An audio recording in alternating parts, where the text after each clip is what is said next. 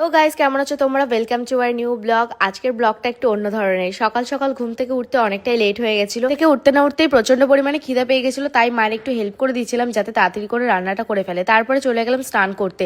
স্নান টান করে চলে এসেছি। আর আজকে কিন্তু আমার পিরিয়ডস এর দ্বিতীয় দিন, সেই জন্যই সকাল সকাল উঠে তাড়াতাড়ি করে স্নানটা করে নিয়েছি। পিরিয়ডস এর মধ্যেও কিন্তু বাড়ির সব কাজ করা, তারপরে আবার কি বাইরে গিয়ে রিলস বানানো, সবকিছু কিন্তু করি। তাহলে চলো আমি পিরিয়ডস এর মধ্যে কিভাবে এতটা পরিমাণ অ্যাক্টিভ থাকি সেইগুলোই তোমাদের সঙ্গে আজকে শেয়ার করব।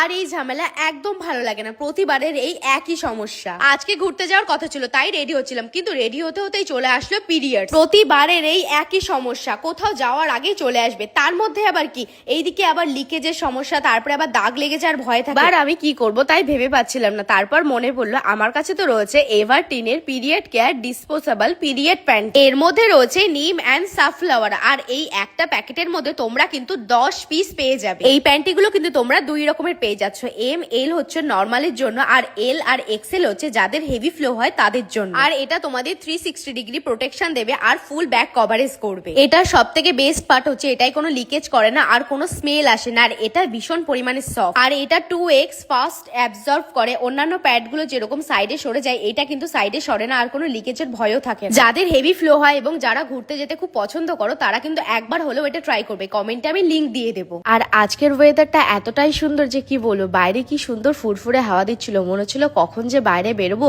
আর ভালো লাগছে না বাড়িতে বসে। অনেকেই আছে যারা এই পিরিয়ডস এর মধ্যে বাড়ি থেকে বেরোতে পারো না বা বাড়ির কোনো কাজ করতে পারো না, তাদের জন্য এই প্রোডাক্টটা কিন্তু একদম বেস্ট। আর যাদের হেভি ফ্লো হয় বা লিকেজের টেনশন থাকে, তাদের জন্য কিন্তু খুব ভালো। তোমরা তো সবাই জানো যে আমরা কি পরিমাণ কাউতালি করি। আমাদের পিরিয়ডস হোক আর যাই হোক না কেন, আমাদের কিন্তু কাউতালির কোনো শেষ থাকে না।